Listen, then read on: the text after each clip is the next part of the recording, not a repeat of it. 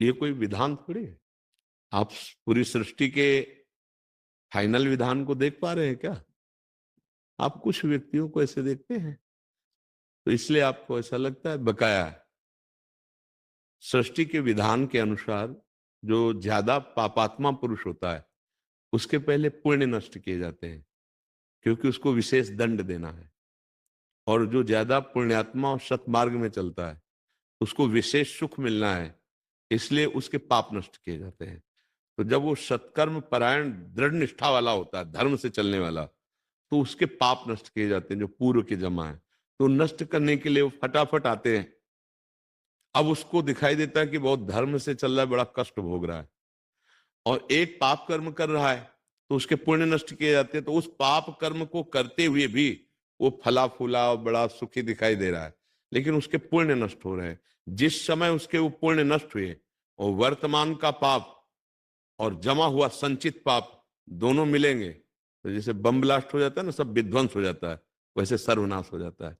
पापाचरण करने वाला सुखी रहेगा ऐसा तो नहीं। एक समय होता है जब पुण्य उसके काम करते हैं। रावण चलता था, भुजा ठोक देता था तो लोकपाल भयभीत हो जाते थे। अब एक समय बंदर उसकी खोपड़ी को ऐसे फुटबॉल की तरह लात मारते थे। नहीं मारते? हाँ, कई कई सैकड़ों बार काटी गई खोपड़ी, उसकी नई खोपड़ी हो जाती थी। हाँ, तब मंदोदरी उसकी छाती में हाथ रख के कह रही थी, राम विमुख असहाल तुम्हारा, रहा न को कुल रोवन हारा। ये पक्का समझ लीजिए, धर्म करने वाला कुछ समय के लिए दुखी दिखाई देगा क्योंकि उसके पाप नष्ट हो रहे हैं, लेकिन वो परम सुखी होगा। जैसे धर्मराज युधिष्ठिर, 12 वर्ष का वनवास, 1 वर्ष का अज्ञातवास, द्रौपदी के साथ ऐसा बर्ताव, लेकिन सिंहासन पर चक्रवर्ती सम्राट पद पर कौन बैठा? युधिष्ठिर जी। और सर्वनाश किनका हुआ? दुर्योधन का। कुछ समय के लिए फूले फले दिखाई देते हैं, परिणाम सर्वनाशी होगा। अधर्मी कभी सुखी और शांत नहीं हो सकता, और धर्मात्मा कभी दुखी और अशांत नहीं हो सकता। ये बात समझ लीजिए। थोड़ी दिन के लिए दिखाई दे। एक उदाहरण, ऐसे ग्रामीण उदाहरण में, दो मित्र थे, स्कूल में पढ़ते थे। एक के आचरण बिगड़े, बहुत बुरा बन गया, शराब पीना, व्यभिचार करना, जुआ खेलना। धनी घर का बालक था, और वो एक गरीब घर का बालक था। तो गंगा स्नान करना, नाम जप करना, संतों की सेवा करना, सत्शास्त्रों का स्वाध्याय करना, ऐसा विचार। अब वो धीरे धीरे दोनों का भाव अलग होने के कारण मित्रता हट गई। कुछ वर्षों बाद जब वो जवान होकर गंगा स्नान करके आ रहा था, तो उसके पैर में खजूर का कांटा लगा। अचानक उसने देखा मेरा मित्र सामने से आ रहा है, तो देखा बढ़िया कपड़ा पहने एकदम मस्ती से, और वो फटे पुराने कपड़े, गंगा नहा, तो उसको देखने में कांटा लग गया। खजूर का कांटा बहुत बड़ा होता है। मतलब अब वो बैठ गया, राम राम राम, कृष्ण कृष्ण कृष्ण ऐसे बोलने। वो नजदीक आया, बूट पहने हुए एकदम फिट ऐसे। हमने कहा था तुमसे बंद करे सब नाटक, कुछ नहीं, देख मैं मौज मस्ती से। और अचानक वो आगे बढ़ा, तो उसको एक पैसे की थैली मिल गई।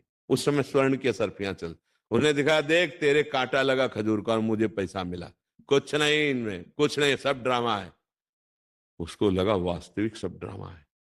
जीवन से मैं चल रहा हूं, धर्म से चल रहा हूं, तो खाने की व्यवस्था ठीक से नहीं, और देखो इसको असरफियों का थैला मिल गया।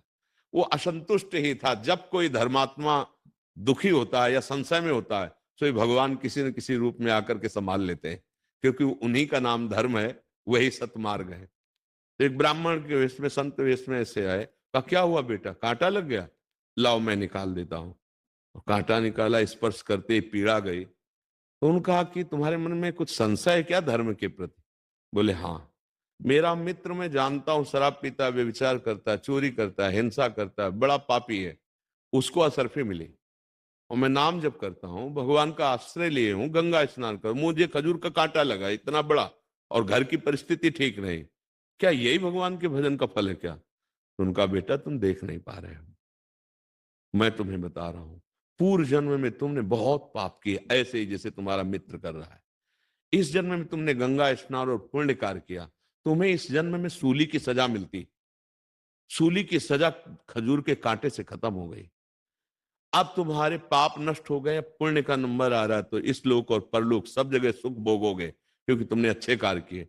और ये पूर्व जन्म में पुण्य किया था, इस जन्म में पाप किया, इसको राजा बनना था, तो ये भोग प्राप्त करके एक थैली असरफी, और जिस दिन ये सब खर्चा हो गई असरफी, उस दिन उसके पुण्य नष्ट हो जाएंगे। अब ये वर्तमान का पाप और पूर्व का पाप मिलकर इसको नष्ट कर देगा। तुम धर्म के प्रति संशय मत करो। उसी समय उसको उल्लास हुआ कि अरे, शूली की सजा खजूर के कांटे से निकल गई और अब मेरा मंगल होने वाला है। वो धर्म में चल पड़ा। अगर सत्संग ना मिले तो सबको ऐसा भ्रम हो जाता है कि अच्छे कर्म करने वाले को दुख मिलता है क्या। जैसे साधु महात्माओं को देखो कि अपने जीवन को भगवान में लगाए और बड़े कष्ट में जीवन व्यतीत होते हैं, और ऐसे शराब पीते हैं, दुनिया का मांस खाते हैं, दुनिया का नौटंकी नाटक करते हैं और कहीं उनको जुकाम भी नहीं है, खूब ऐसे चौड़ी छाती करके। ये